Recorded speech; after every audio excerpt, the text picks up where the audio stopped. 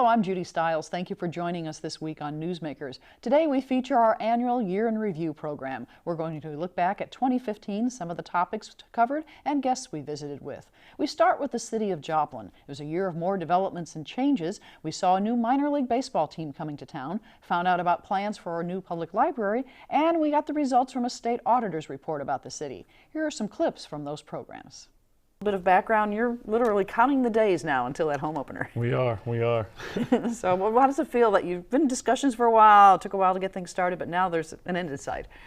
Yep, that's exciting for us. I mean, May 21st, once we get to kind of kick off our season, it's going to be here before we know it. Great. Well, I'd like to take some time today and explain for the audience. Obviously, people are hearing a lot, but maybe a little bit of background, your decision to come to Joplin.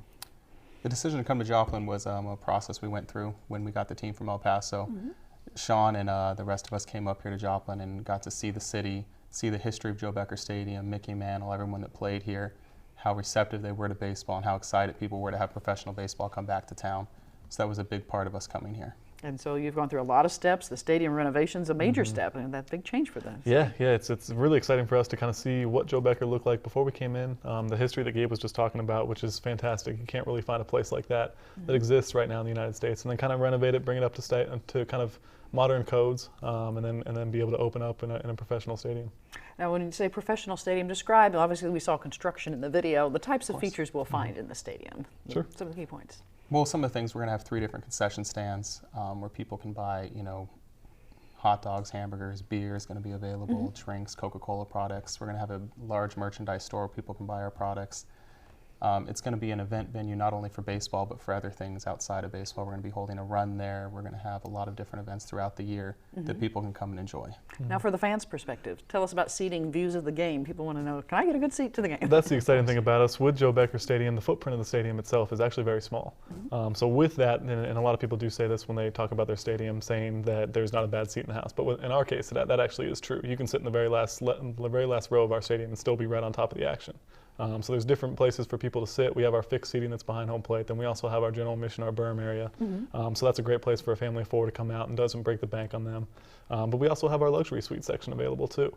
So we have a whole bunch of different ways for people to see a game and great vantage points. So a lot of options on how you can bring, and I know when looking at information about your team, I saw the word family friendly used a lot. That you're really encouraging people to bring the kids, come out to the game. It definitely will be very family friendly. On Sundays, we're actually noting those as family Sundays in the ballpark, where kids are going to be able to go on the field, get autographs from the players, run the bases.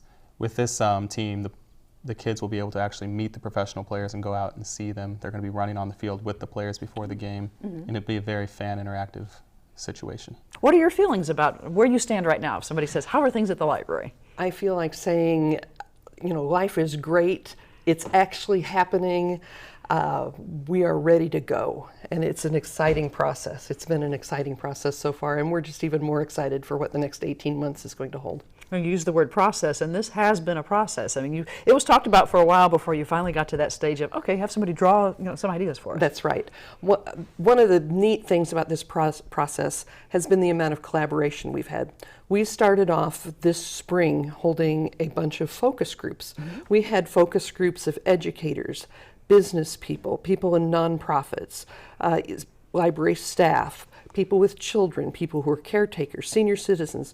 We brought them all together for some really in-depth discussions of what do I want my library to be? So what do libraries look like today? What will they look like in the future, to get their input? And from there, we actually started with planning. And it's kind of neat how to hear our architect talk about how he was able to translate some of these thoughts and processes into the paper. It's almost like the building becomes a living persona and dictates how it needs to be designed. It has been a fascinating process. So it sounds like this really helps this building become unique to Joplin's needs. It's not a carbon copy, let's pull out the book and say, here's a design. Right, it's not any one person who has said, oh, I believe that the libraries need this and this and this and this and this and this, and have no one interested in any of those things.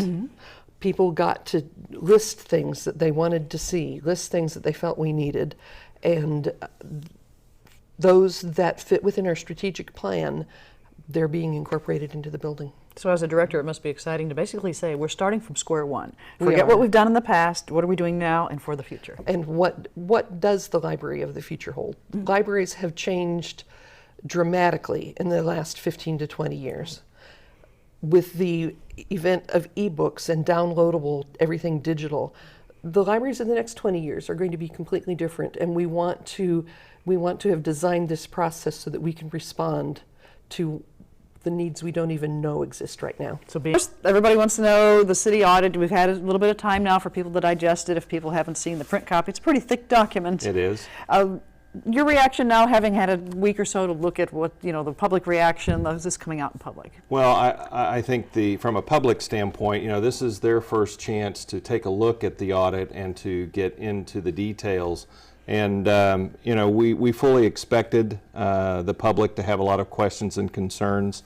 And, as a city staff, we're going to be a much better run and a more efficient city because of the results of the audit. And we are going to be very, very transparent with how we move forward through this process. We'll make technology available on our city website so residents can monitor the progress and the communication that we have from department heads to city staff members who are now also being able to see results from the audit because of the limits of who could know about the audit until it was released. So it's an ongoing process, not only for the public to understand, but it's also, in some cases, it's an ongoing process for our city staff to go through and see if there is maybe some further explanation and background that would be beneficial as it pertains to different audit items. And of course, when we had the audit presentation with the state auditor, there were 4 key areas that she Correct. Highlighted, but this contains a lot of other things as well. It really does. It's a very, it's a performance audit. So it looks more at more than just your financial performance. It goes into a lot of details within the city.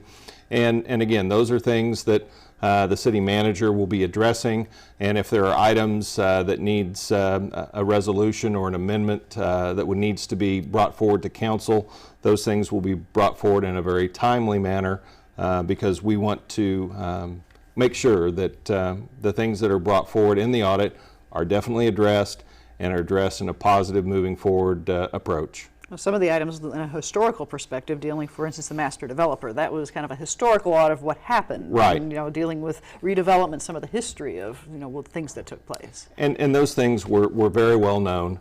And, I think it would be very safe to say that that type of a process is not something we're going to be considering using in the future. We can learn a lot of lessons from that. But as far as using that as a template for projects and things moving forward, that's not on anybody's radar at the city. Now, when it comes to operational things, when you look at the audit, it talks about financial, procurement, some of those type of operationals. Those are the things you're discussing. Staff can look at now and say, can we do this differently? You bet. And one of the things that the audit does bring to light is the money that is still available to be requested from the federal and state governments. And we were very aware of that as a city staff and as a council. It's important to note that for about 8 months during the audit period, our finance director, about 80% of her time was devoted to accumulating information for the auditors. In addition to the city of Joplin, the Joplin School District was audited by the state auditor in 2015. The results came out, and in February we had a chance to visit with Superintendent C.J. Huff and find out how things are going. And I guess, how do you feel? We're more than halfway through this academic year. It's it's been another great school year, and this year just seems to be flying by very, very fast. Very, very fortunate, as we talked earlier, not having any snow days, so that seems to keep things moving at a pretty quick pace. So it's been an excellent school year. Nice to get the majority of the construction behind us and start focusing in on the important work we're supposed to be doing, which is educating kids. And faculty and staff have been doing a fantastic job over the last 3 or 4 years under some pretty intense circumstances to get us where we are today. And really proud of where we come, and excited for what we have in store for our kids going forward. We've had some milestones this year in terms of construction. The high school now, people have settled in. They have their home, all except for the auditorium section. It's ready to go. well. Yeah, I think let's see, the high school move I think represented our 18th move over the last 3 years, and we're glad to finally get settled in. The Performing Arts Center still on schedule. Looks like completion. Hopefully we'll get our occupancy permit around March 1st, and shortly thereafter be able to start having classes on that end of the building. So we're really excited about opening up that facility. I think in April, I don't have the date, but people need to be paying attention. We're going to have a ribbon cutting there on the Performing Arts Center, and we'll open that with multiple performances of all of our students, as well as the opening of our play for the spring. So I imagine the students are really looking forward to getting in there and using those facilities. Oh yes, very much so. And the Franklin Tech side of the high school as well is now fully operational, and you've open house, people come see that as well. Yeah, we've had a great start to the school year also on the Franklin Tech side, and integrating Franklin Tech into Joplin High School, and the partnership we have with Missouri Southern and Crowder College. We're able now to offer 43 dual credit courses through our current technical education programming, as well as our core programming at the high school, and 13 advanced placement courses. So, you know, you'd be hard pressed to find any high school in the country that offers as many higher ed opportunities as we do at Joplin High. So we're really proud of that fact as well. So the new facility has really opened up these opportunities on the academic side for the teaching? Yeah, we've been working hard on the partnerships. Obviously, we've had a great relationship with Crowder College and Missouri Southern, and we've been talking about this possible collaboration since the time I came in the district in 2008. So we've been having great dialogue around that, and finally figured out a way to do that. And frankly, you know, the building is a beautiful building. We love the space, but we built that building with a vision for teaching and learning in mind, and really trying to integrate our career and technical education program into our high school so that our kids get more exposure to you know, kind of on-the-job training, so to speak, at the high school level, and get more experiences and more opportunities to explore careers that they're interested in. So the Career Paths program is in full swing now. People are utilizing it. It is, and I think that you know, it's just going to get better. I mean, we're learning too, and our faculty and staff. I've just been very proud about how they've rallied around this concept, and working hard to create classes that are engaging and interesting to the kids, and various career paths of interest that the students have. And so it's been quite a challenge for them, I know, but you know, we're going to continue to get better year by year as we continue to make tweaks to the system we have in place. Right. Now, continuing with academics, of course, you have 9 years or so of school before you reach the high school. Those youngsters who are coming in as kindergartners, any new approaches in dealing with, you know, the youngsters, preparing them for that big step when they get to high school? Yeah, you know, we're spending a lot of time talking about self-regulated learning, and working with kids as young as preschool, obviously all the way through high school, and focusing in on the self-regulation piece, which we try to do as adults to be effective. You know, where are you now? Where do you want to go? And how are you going to get there? And really being able to answer those questions as we ask those. So we've had a real focus on that this year, and focusing in on writing, communication, written communication, and that's been effective. But we also are very excited about our youngest kids, our 4-year-olds, our preschoolers. Are going to get an opportunity probably in the next. We've expanded our preschool program quite a bit over the last 6 or 7 years, but we have an opportunity over the next several years to expand it even further with the construction of a new preschool someplace on the old Mercy site. So we've been very fortunate to have a great partnership with Mercy, and they've donated some additional land to us, which is going to make that construction project possible. Later in the year, Dr. Huff announced his retirement, and we had a chance to visit with the new interim superintendent for Joplin schools, Dr. Norm Ritter. Everybody kind of looks at the start of the school year, a lot of anticipation every year. What are your feelings now that you're a few weeks into the school year and Joplin's well underway as well? We really had a very good start. Good weather, good people working the system. We've got an awful lot of work to do as a system, and I'm finding that there's some really what I call re-entrenching of a nurturing type of environment that needs to happen, and I think we've had a very good start to do that. And I really think we need to really be very focused on our teachers and how we could support them better. So. And you came on board in July, so you've been at the helm. That's right. Since July. First couple months on the job, what has been your main goal? A new job, there's kind of a learning curve. Yeah, basically it's to listen. To be honest with you, I've been married 43 years. I've learned how to listen very well. Okay, and so anyway, the core to that, of course, is to really understand before you're understood. And so really to be critical, you really can't do that anymore. You really have to listen, find out what the community wants for its kids, find out what the teachers are feeling they need as far as support, and really find out what the level of engagement and learning that's going on. And then once we can find that, it's going to take some time. Once we find out what that is, I think to get a really sharp focus for the community is going to be an exciting thing. So a lot of things as you plan towards the future. That's right. That's right. Well, before we talk about the future, let's talk about the past, your background. You've been in education for, what, more than 40 years? I have. I've been in education for 43 years, and I've experienced really all kinds of venues as far as education, from the Catholic schools, as a teacher, principal, superintendent of Catholic schools in the Archdiocese of Denver, as well as running and working the at-risk program of audit flying. It's really a flagship. They have about 18 different satellites throughout the country, and been able to do that. Put together really a nice classroom management model, administrative management model, parent training model. And then also worked the public schools in the Colorado region, worked the public schools up in Nebraska, as well as here in Missouri, and different venues in Missouri, Springfield, right. District of about 25,000, then to Malville. Just worked there a year to kind of help them along for, and they have about 12,000, and then here in Joplin. So it's probably the smallest community I've worked in probably 20, 25 years. Now, you've had a variety of experience from teaching to administration. So what are your feelings about being able to see both ends of the scope of education that way? Well, to be honest with you, I've worked outside of that as well. I've made Russell Stover's candies. I've made fiberglass pipes. I've worked the meat packing, and to be honest, I can't eat any Russell Stover's candy anymore.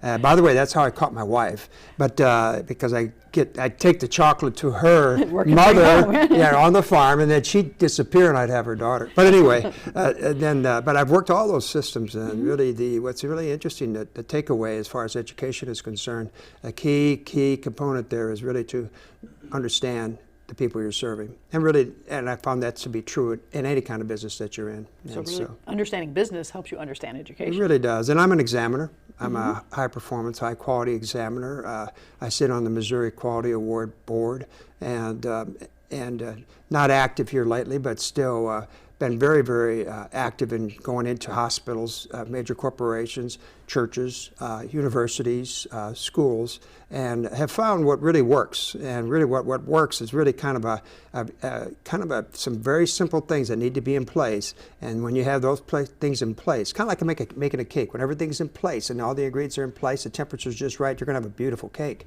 But if it's not there, it's one of the worst things you've ever eaten.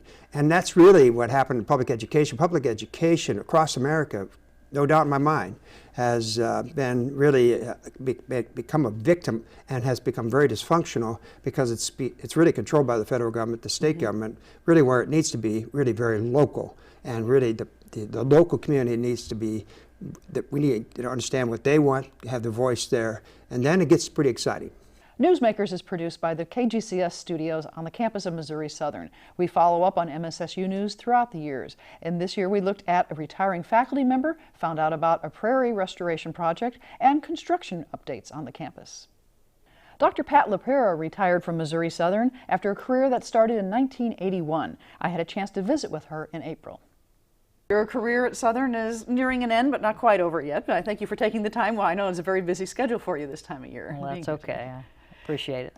Your feelings, as this academic year comes to an end and your end of your career is coming to an end. Every day kind of clicks by. Yeah, I'm so busy that it's hard to, people say, oh, you counting down? You counting down? I go, well, I don't know, not really, because truthfully, I want it to go fast, but I want it to go slow because there's still so much to do. And I know Crystal and I, my assistant, we talk all the time about how many things are still in progress that we would love to put closure to, and we just don't know how feasible that is. Right. But yeah, so it's exciting, but yet there's still a lot that I'd love to, like I said, put a exclamation point on. We're done. We finished this project. We took it on and we completed it. Right. Well, I'd like to on this program maybe review a little of your career for our viewers. And came to Missouri Southern in 1981. So let's go back to the beginning and what brought you to Missouri Southern? Okay.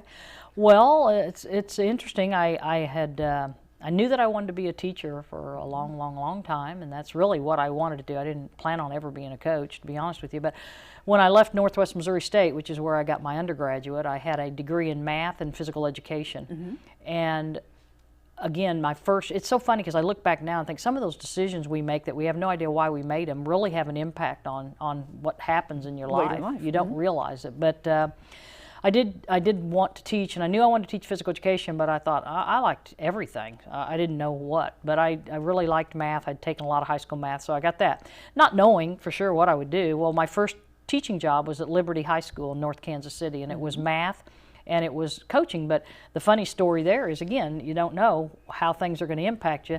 The AD, they brought in I was the math teacher, and they brought in a physical education teacher same time, and he said, who wants to be the head volleyball coach?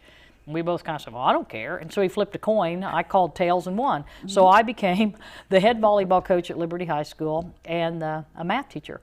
I did that for 2 years, and to be honest with you, it was like, oh my gosh, I don't know if I can do this high school thing. I just felt like I couldn't hardly teach. It was all discipline and this and that. So I decided I'd rather teach college students. So I went to K-State on a grad assistantship and got my master's.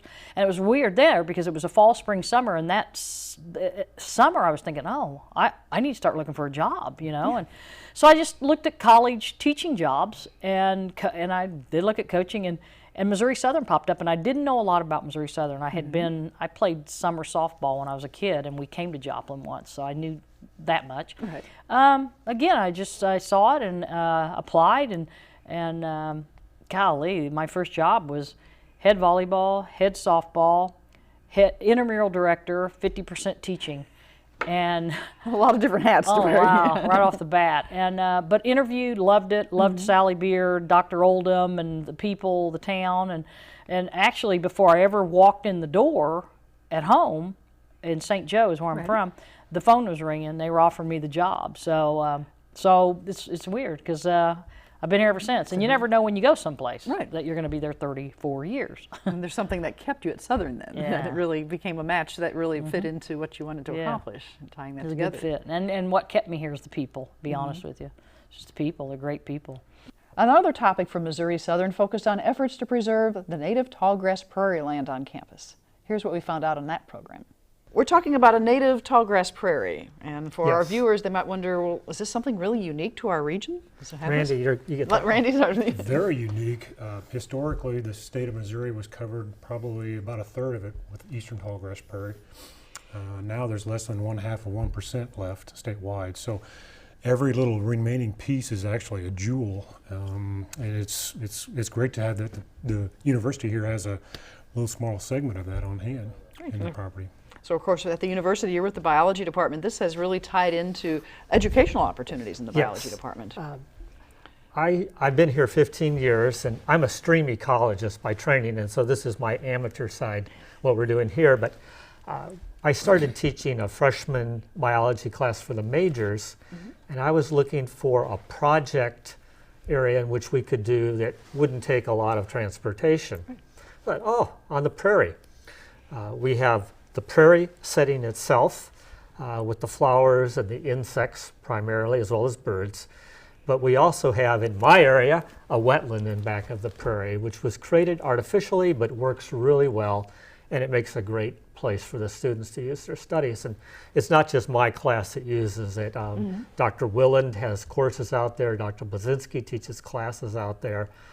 Entomology, the insect people use it as well, and it's just across the street. So to have this on the campus at Missouri Southern really makes it special for you. Well, for our viewers, we have a map, I believe, through PowerPoint. I'd like to take a look at that to help people visualize where it's at. Basically, we're talking about the northeast corner where Newman and Duquesne roads meet. Yes.